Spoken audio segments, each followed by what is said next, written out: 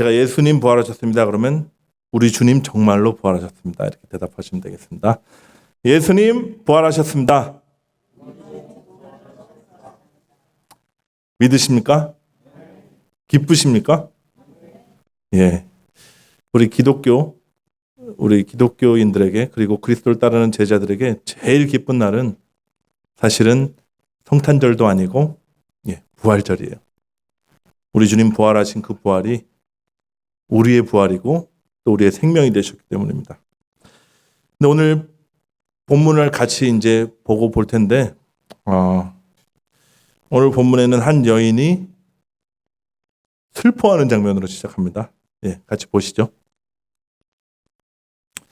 제가 읽겠습니다. 마리아는 무덤 밖에 서서 울고 있더니 울면서 구부려 무덤 안을 들여다보니 흰옷 입은 두 천사가 예수의 시체 누웠던 곳에 하나는 머리편에 하나는 발편에 앉았더라. 천사들이 이르되 여자여 어찌하여 우느냐 이르되 사람들이 내 주님을 옮기다가 어디 두었는지 내가 알지 못함이니이다. 이 말을 하고 뒤로 돌이켜 예수께서 서 계신 것을 보았으나 예수이신 줄을 알지 못하더라.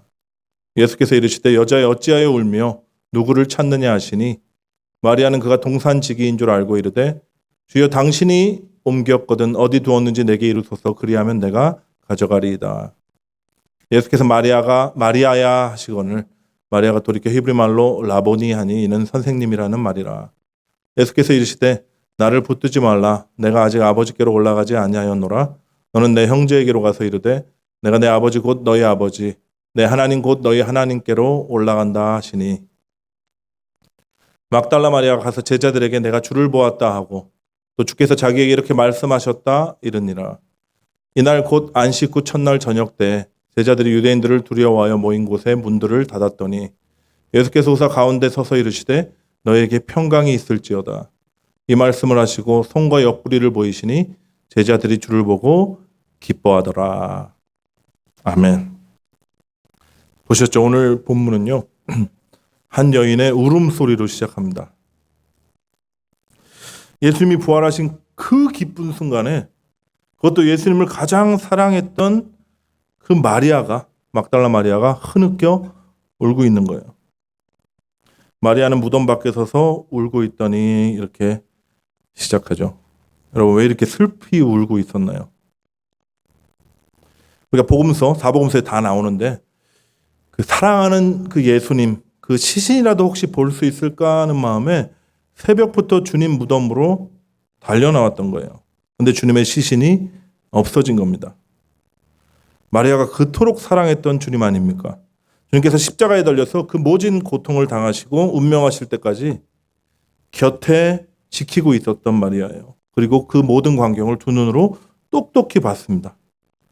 말할 수 없는 이 비통함을 어쩔 수 없어 하는 그 슬픈 마음을 부여잡고 달려왔는데 주님의 시신이 도둑 맞은 것으로 생각되는 거예요. 억장이 무너졌겠죠. 한참 울다가 무덤 안을 들여다보니까 예수님 시체에 누웠던 곳에 흰옷을 입은 두 천사가 있었다 이렇게 기록되어 있습니다. 어찌하여 우느냐? 이때 마리아가 대답하죠. 사람들이 내 주님을 옮겨다가 어디 두었는지 제가 알 길이 없습니다. 누가복음에 보잖아요. 천사들이 놀라운 말씀을 선포해요. 이것은 은혜로운 말씀이니까 같이 봉독하겠습니다. 시작. 어찌하여 살아있는 자를 죽은 자 가운데서 찾느냐? 여기 계시지 않고 살아나셨느니라. 갈릴리에 계실 때에 너에게 이렇게 말씀하셨는지를 기억하라. 어찌하여 산 자를 죽은 자 가운데서 찾느냐? 주님 다시 부활하셨느니라. 이미 너희에게 3일 만에 부활할 것이라고 말씀하시지 않았냐? 주님의 말씀을 기억하라. 이렇게 얘기한 거예요. 딱 이때 때마침 예수님이 나타나셔서 물으십니다. 여자야 어찌하여 울며 누구를 찾느냐? 마리아가 주님을 못 알아봐요. 그 이유가 있습니다. 좀 이따 나누도록 하고 마리아가 주님의 무덤을 지키는 자인 줄 알고 이렇게 물어봐요. 주여 당신이 예수님의 시신을 옮겨놨으면 어디 있는지 좀 가르쳐 주십시오. 내가 가져가겠습니다. 예수님께서 이때 마리아의 이름을 부르세요. 마리아야. 제가 잘 표현이 됐는지 모르겠습니다. 긴 설명도 없었고 긴 말씀도 필요 없었습니다. 그냥 너무 자비하고 인자하신 목소리로, 그리고 이루 표현할 수 없는 부드럽고 아름다운 사랑의 음성으로 이름을 불러주셨습니다. 마리아야. 오늘 이 기쁜 부활의 아침에 주님께서 우리 각자의 이름을 부르시는 그 사랑의 음성을 듣게 되기를 간절히 원합니다. 용구야. 마리아 아니고 용구라 그러니까 분위기가 안 나네요. 제 이름이 하도 뭐 웃긴 이름이라고 여기저기서 놀려서 그런지 여러분 각자의 이름을 부르실 거예요. 홍겸아. 제 앞에 계셔가지고 제가 한번 해봤습니다. 그 누구의 음성과도 비교할 수 없는 그 인자한 목소리. 우리를 불쌍히 여기시고 긍휼히 여기셔서 그 사랑이 타는 듯한 애절한 목소리가 오늘 이 아침에 들려오기를 축복합니다. 이 음성을 들으면 우리가 또 살아요. 우리 눈이 뜨이게 되고요. 주님의 말씀이 우리 안에서 살아 역사하게 됩니다. 마리아에게 그랬던 것처럼요. 본문을 보시죠. 예수님께서 마리아야 부르실 때 마리아의 눈이 뜨이죠. 아, 주님이시구나. 라보니 이렇게 대답합니다. 어떻게 이런 찰나의 순간에 마리아의 눈이 뜨였을까? 성경에 보면 주님의 말씀이 생각났다 이렇게 나와요. 누가복음에 보니까 마리아가 예수님의 말씀을 기억했다 이렇게 기록되어 있습니다. 근데 여러분, 주님께서 말하신 모든 것을 생각나게 하시는 분이 누구시죠? 요한복음에서 우리가 배웠죠? 보혜사 성령님이세요. 주님께서 이름을 부르실 때 성령께서 마리아의 눈을 열어주신 것입니다. 근데 여러분 잘 보세요. 우리의 신앙이요, 이 주님의 말씀에 근거하지 않고 그 진리의 말씀에 기초하지 않고 나의 바람이나 어떤 나의 기대, 나의 느낌이나 어떤 나의 의식구조 이런 프레임에 기초하게 되잖아요. 그러면 참으로 기뻐해야 할 일에 절망하고 슬퍼하게 됩니다. 마치 마리아가 주님의 부활의 순간에 기쁨이 솟구쳐서 펄쩍 뛰어도 모자랄 판에 슬퍼하면서 근심했던 것처럼요.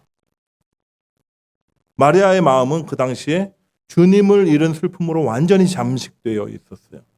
그리고 어떻게든 주님을 위해서 그분의 시신의 향품을 발라드려야겠다는 자신의 목적이 있었습니다. 그런 의식에 갇혀 있었어요. 근데 주님 무덤 앞에 도착하니까 자신의 기대나 바람과 전혀 다른 풍경이 펼쳐져 있는 거예요. 큰 돌은 굴러가 있고요. 향품을 발라드릴 주님의 시신은 온데간데 없는 겁니다. 자신의 바람도 좌절됐고 자신의 목적도 이룰 수 없게 되었고, 그때 그 마음을 짓누르고 있던 그 슬픔이 복받쳐 올라서 통곡을 하게 된 겁니다. 여러분, 주님의 말씀을 늘 생각하고 있고 기억하고 있었다면 이 순간이 어떤 순간이죠? 가장 기뻐해야 될 순간이에요. 근데 이 부활의 순간에조차 슬퍼하고 절망하게 된다니까요. 우리도 얼마나 많은 경우 신앙생활 이렇게 하고 있는지 몰라요. 주님을 사랑하고 주님을 위해서 산다고 하죠. 그런데 나의 바람이 있고 또 내 감정이 중요하고 주님을 위해서 산다고 하는 내 목적이 우선이 되니까 진짜 기쁨을 놓치고 마는 겁니다. 신앙생활이요, 무거운 짐이 돼버리는 거예요. 제가 오늘 부활의 참 의미를 몇 가지 말씀을 통해서 선포할 텐데, 제가 성령께서 주님의 말씀 생각나게 하시고 깨닫게 해주시기를 간절히 원합니다. 그래서 주님의 부활이 나의 부활이 됐으면 좋겠어요. 그로 인한 기쁨과 감사가 회복되어 찔끔찔끔 나오는 게 아니라 폭포수처럼 솟구쳐 오르시기를 이 시간 축복합니다. 첫 번째로 부활은 뭐냐? 부활은 예수 그리스도와의 연합입니다. 로마서 6장 5절 말씀 같이 읽겠습니다. 시작. 우리가 그의 죽으심과 같은 모양으로 연합한 자가 되었으면 또한 그의 부활과 같은 모양으로 연합한 자가 되리라. 여러분, 제가 질문 하나 드릴게요. 예수님 부활하셨음을 믿으십니까? 아멘 하셨죠? 그러면 예수님은 어디 부활하셨습니까? 2000년 전에 저기 갈보리 언덕 옆에 있는 무덤에서 부활하셨습니까? 말씀을 잘 보세요. 죽은 자들 안에서 부활하셨습니다. 죽은 자들이 누구죠? 에베소서 2장에 보면 바울이 이렇게 얘기해요. 바로 너희들이 허물과 죄로 죽었던 자들이다. 너희들은 본질상 진노의 자녀들이다. 근데 주님께서 십자가에 죽으시고요. 부활하심으로 허물과 죄로 죽었던 우리를 살리셨다. 바울이 증언합니다. 에베소서 2장 1절 볼게요. 그는 허물과 죄로 죽었던 너희를 살리셨도다. 4절로 6절도 같이 보겠습니다. 긍휼이 풍성하신 하나님이 우리를 사랑하신 그 큰 사랑으로 인하여 허물로 죽은 우리를 그리스도와 함께 살리셨고 너희는 은혜로 구원을 받은 것이라 또 함께 일으키사 그리스도 예수 안에서 함께 하늘에 앉히셨다. 그럼 우리가 부활을 믿는다 하면 이렇게 믿는 경우가 많아요. 2000년 전에 십자가에서 죽으신 예수님께서 사망을 이기시고 다시 살아나셨다. 이 성경의 기사를 그냥 팩트로 믿는 거라고 생각합니다. 여러분, 주님이 죽으셨다 살아나셨다는 이 기록을요, 이 증거를 사실로 믿는다고 한들 이게 지금 나와 무슨 상관이 있겠습니까? 탄자니아에서 제가 살던 지역에 그 Glory of Christ 탄자니아 처치라는 교회가 있어요. 그 조세팟 과지마 목사라는 목사가 이제 사역을 하는데 죽은 사람을 70명 이상 일으켰다. 뭐 이렇게 소문이 난 그런 목사입니다. 얼마나 좋아하겠어요. 사람들이 벌떼처럼 몰려듭니다. 너무 많이 모이니까 교회 벽이 없어요. 벽을 지으면 또 허물고 또 넓혀야 되니까 그냥 지붕만 계속 하나씩 늘려가는 그런 교회였습니다. 수만 명이 몰려들어요. 물론 사실이 아닙니다. 네. 어떻게 연기를 잘하는지 영상을 찍어도 죽은 자를 막 일단 사람이 죽어요. 그리고 목사가 가서 막 기도하는데 사람들 다 나가라 그러고 카메라만까지 다 나가라 그런 다음에 좀 있다가 살아서 걸어 나오는 뭐 이런 장면을 70번 이상 연출했습니다. 근데 여러분 제가 보니까 수많은 사람들이 죽은 자들이 살아났다는 이 이야기를 팩트로 진짜 믿어요. 그러니까 그렇게 모여들겠죠. 근데 부활을 사실로 믿는다 한들 그 사람들이 주님의 생명으로 거듭나지는 않더라고요. 부활의 증인이 되냐? 그렇지도 않아요. 그걸 믿고 뭘 하냐면 목사가 안수하고 기도한 물이 생명수가 됐으니까 이 물을 먹으면 곧었던 허리도 펴지고 아픈 뭐 질병도 다 낫는다 이래가지고 예배 끝나고 다 물을 한 박스씩 사가느라고 정신이 없습니다. 온 길거리가 마비될 정도예요. 여러분 예수님 부활을 진짜 믿는다는 것은 참 부활을 우리가 경험한다는 것은요. 예수님이 죽은 자 가운데서 살아났다는 팩트만 믿는 게 아니에요. 진짜 그분이 내 안에서 살아나시는 겁니다. 그때 비로소 주님의 부활이 나의 부활이 돼요. 부활은 죽은 자였던 내 안에 그분이 살아나심으로 그분과 연합해서 그분의 생명이 나의 생명이 되는 것이 부활입니다. 두 번째요. 참 부활은 우리 기쁨 되시고 소망 되시는 그 주님을 누리는 거예요. 우리 안에 오셔서 생명 되신 주님 십자가에서 운명하시기 전에 뭐라고 그러셨죠? 다 이루었다 그러셨어요. 이 말이 무슨 뜻이죠? 이제 너희가 이룰 것은 하나도 없다 이런 뜻이에요. 우리가 어떤 자였죠? 복을 갈구하면서 그 복을 얻기 위해서 헤매고 다니던 그런 존재였어요. 그런데 이제는 복의 근원이 되신 그 분이 우리 안에 오심으로 우리가 복을 나누어 줄 수 있는 자들로 존재가 바뀌었다는 것입니다. 오늘 함께 읽었던 요한복음 20장 1절 보면 이렇게 시작해요. 안식 후 첫날 일찍이 이렇게 시작합니다. 예수님께서 부활하신 날이 언제였죠? 안식 후 첫날이었습니다. 안식 후 첫날. 지금으로 치면 토요일이 안식이었으니까 당시에 주일 새벽에 이렇게 부활하신 거예요. 그럼 안식 후가 있다면 또 뭐가 있을까요? 이런 쉬운 질문을 안식 전이 있겠죠? 안식 전. 예. 또 안식일 당일이 있을 겁니다. 안식 전이 무슨 날이냐면요. 일하는 날이죠. 일하는 날. 근데 누가 일하시나요? 하나님이 하나님의 일을 하시는 날이에요. 그럼 안식일은요? 하나님의 하신 일들을 다 마치시고 쉬셨다. 성경에 이렇게 기록되어 있습니다. 그날을 거룩하게 하시고 안식하셨다. 그럼 안식 후는 어떤 날입니까? 하나님께서 행하신 그 일들을 누리는 날들이에요. 믿으십니까? 하나님께서 우리 안에서 행하신 그 일들이 누려지는 거예요. 어떤 일을 행하셨죠? 천지를 창조하신 그 하나님, 만물의 주인이시고 거룩하신 그분이 바로 여기 부활하셨습니다. 그게 주님의 행하신 일이에요. 그 일을 완성하셨어요. 우리가 요한복음을 통해서 계속 봤죠. 요한이 계속 증언하는 그 증거가 뭐죠? 예수님의 성육신과 예수님의 십자가와 예수님의 부활의 목적은 너희들과 하나 되기 위함이다. 계속 그 얘기하지 않았나요? 내가 너희 안에, 너희가 내 안에, 우리가 다 하나가 되어 하나님 안에 있게 하기 위해서 내가 죽어야 되고 부활해서 내가 너희를 떠나야 되고 보혜사 성령을 통해서 내가 너희 안에 들어오리라. 계속 강조했습니다. 여러분, 주님이 여러분 안에 부활하셨음을 믿으십니까? 그러면 그 주님을 누리십시오. 왜 그냥 믿기만 하고 계십니까? 그분의 선하심과 아름다우심을 맛보세요. 그리고 또 그분의 인자와 사랑의 속삭임으로 하시는 그 주님의 음성을 들으십시오. 왜 아직도 이렇게 경직되어 있으십니까? 제가 아까 찬양 인도하면서 일어나서 기쁘게 찬양하자 그랬는데 진짜 얼굴에 기쁨이 넘치는 분 계셨어요. 몇 분 계셨는데 또 많은 분들은 경직되어 계셨어요. 왜 우리가 이렇게 찌푸리고 살까요? 한숨 쉬고 살아야 됩니까? 여러분, 우리의 매일은요, 안식의 주인이신 주님을 누리는 안식일이 되어야 됩니다. 왜냐하면 안식 후에 우리가 살고 있기 때문이에요. 우리가 교회 전통을 따라서 주님의 부활을 기억하고 기념하기 위해서 이렇게 일요일 날 회중 예배로 모이는 것도 중요합니다.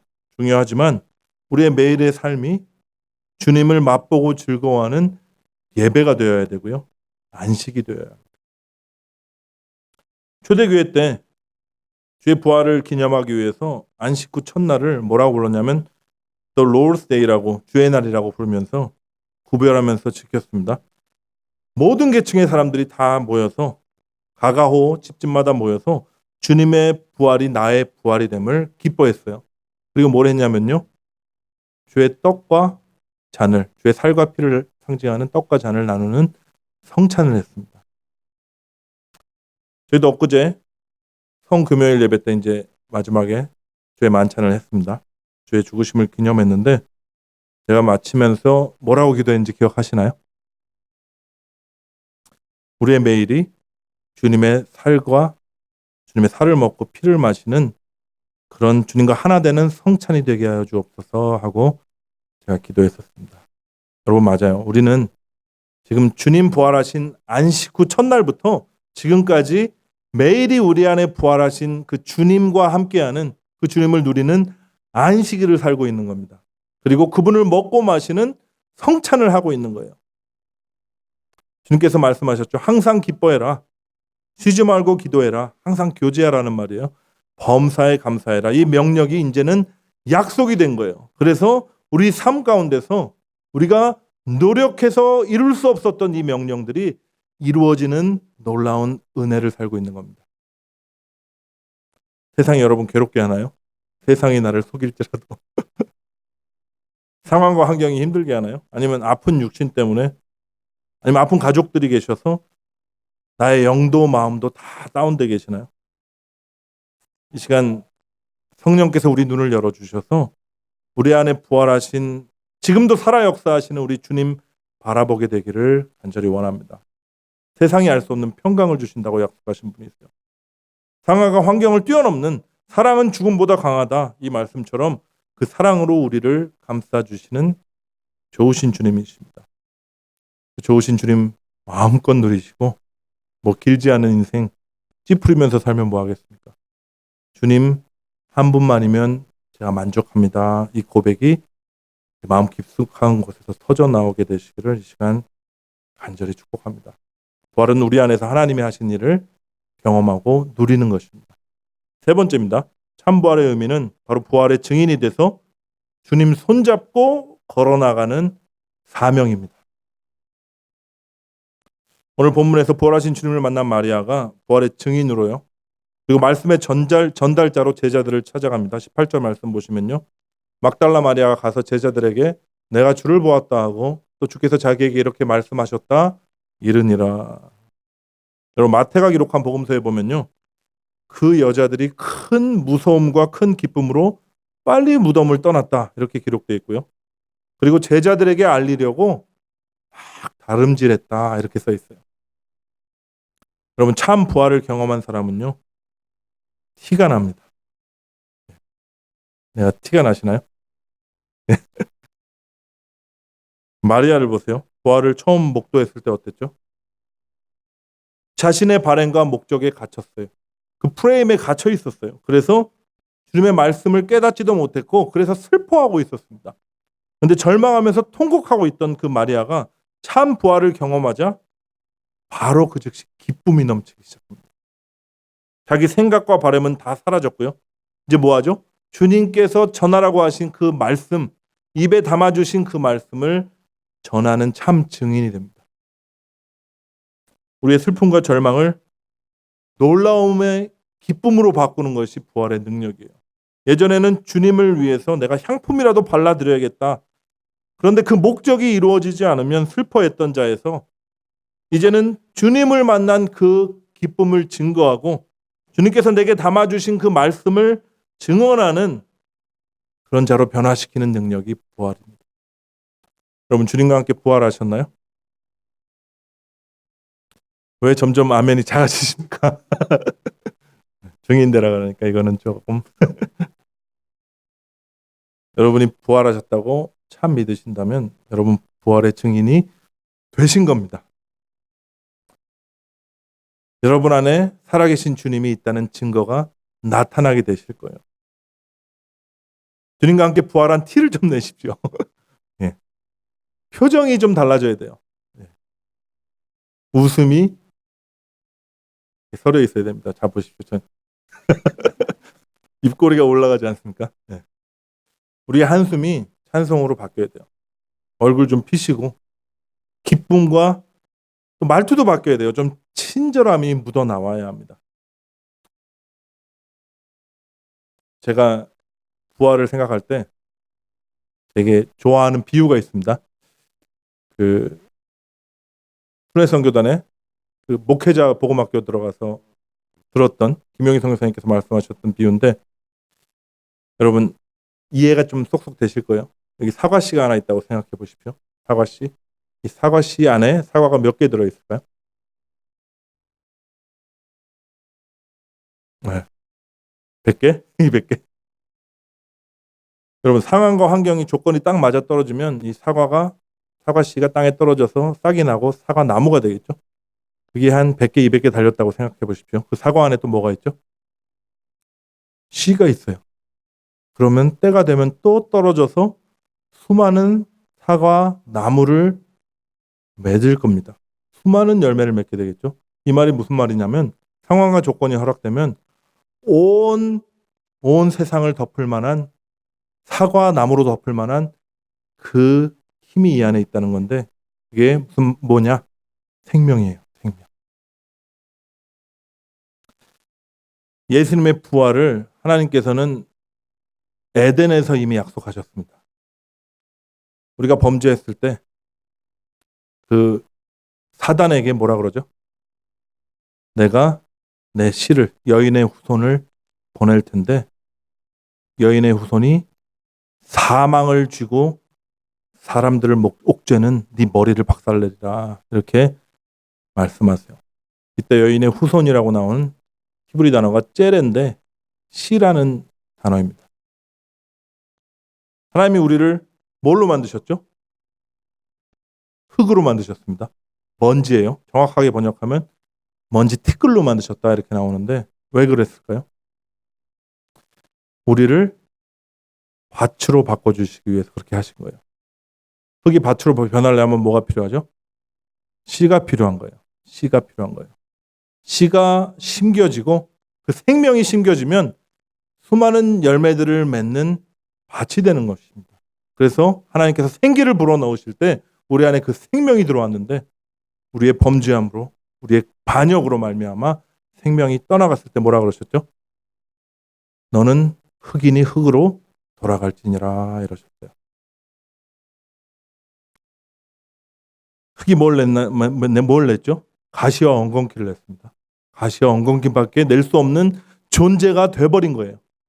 예외 없습니다. 저와 여러분 모두는 가시와 엉겅퀴 말고는 무언가 열매 맺을 수 있는 생명 자체가 없는 죽은 자가 되었어요. 그래서 말씀이 임해도 그 말씀을 우리 스스로 지킬 수 없는 자들이 되어버린 것입니다. 그래서 예수님이 오신 거예요. 하나님 아버지의 약속대로 하나님의 때에 예수님 이 땅에 오셔서 십자가에 달리시기 전에 뭐라 그러셨죠? 한 알의 씨앗이 땅에 떨어져 죽지 아니하면 한 알 그대로 있고 죽으면 많은 열매를 맺느니라 말씀하시고 그분은 십자가에 달려 죽으셨습니다. 그리고 수많은 열매를 맺으셨는데 그게 바로 우리들이에요.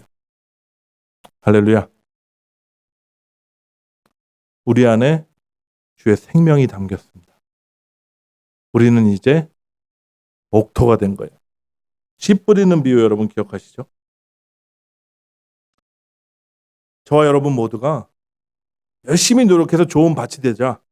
너희들 좋은 밭이 되기 위해서 열심히 갈아라.